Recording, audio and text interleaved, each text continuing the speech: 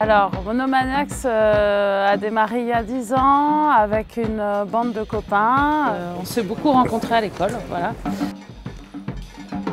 Ça a été fondé par Karine Ananda-Béger et José Gomez. L'idée, c'est de développer de la culture en milieu rural. C'est vraiment l'objectif principal. De faire lien avec, si possible, du local, aussi bien tant au niveau du culturel, c'est-à-dire des groupes et des compagnies qu'on accueille, et aussi bien au niveau des food trucks qu'on accueille. Voilà, d'essayer de faire du lien en milieu rural. Monoblé, c'est juste au pied des Cévennes, c'est le début du Piémont. Et on a la chance ici d'avoir plein d'artistes qui ont choisi de vivre ici. Donc grâce à eux aussi, à leur aide, ça nous a permis de démarrer un tas de choses qui ont fait adhérer tous les autres autour, quoi. Maintenant, on est, je sais pas, une quarantaine de bénévoles. Oui, c'est ça. Ouais. Voilà. En moyenne, on est à peu près 40 bénévoles. Et ça tourne depuis 10 ans. Cette année, c'est sur 2 jours. On a 4 lieux de spectacle. Le temple, qui nous est prêté par la paroisse. La place du village. L'Olivret, qui est au milieu du village aussi. Et puis ici, où on finit toujours les grands concerts du soir, à côté du stade. La mairie nous aide tout le temps. Les lieux, c'est à disposition, le matériel aussi. Et cette année, la mairie aussi a décidé de décorer le village avec l'œuvre d'un graffeur que nous avions fait venir la première année. Donc c'est un clin d'œil aux 10 ans, c'est sympa. Donc il y a une super fresque dans le village. Si vous n'avez jamais vu Monoblé, venez voir, c'est encore plus beau. Il y en a ici et il y en a en haut. Tiens.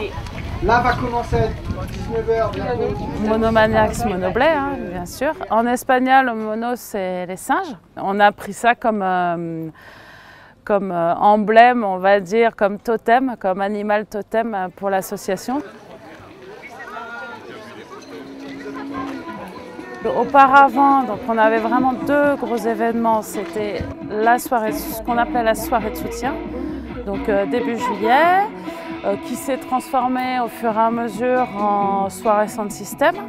Et donc le festival fin août, traditionnellement, ça c'est vraiment les 2 grosses dates. Et ensuite, par exemple cette année, on a fait un partenariat sur 2 concerts.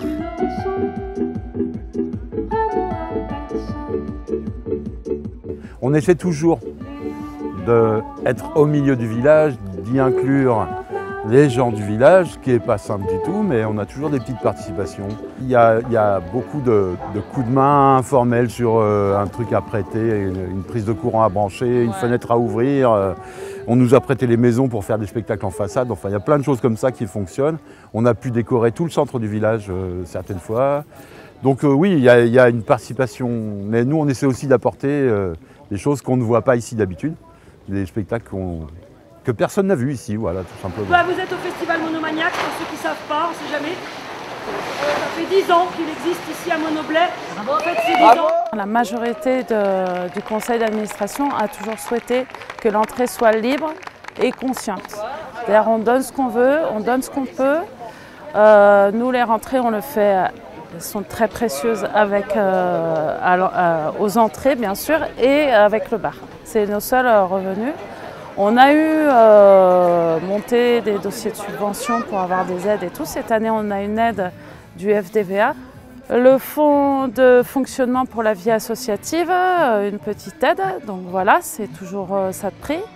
Et on accompagne aussi une fanfare qui existe depuis 2 ans, qui s'appelle la fanfare Marakawa, qu'on porte aussi, qui a touché une petite subvention pour leur matériel, etc.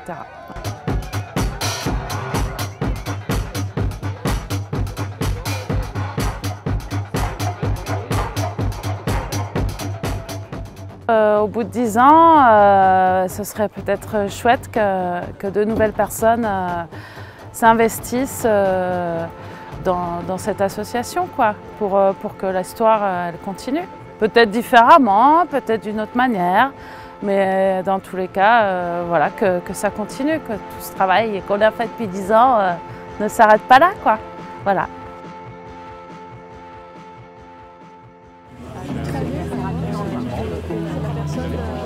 Là,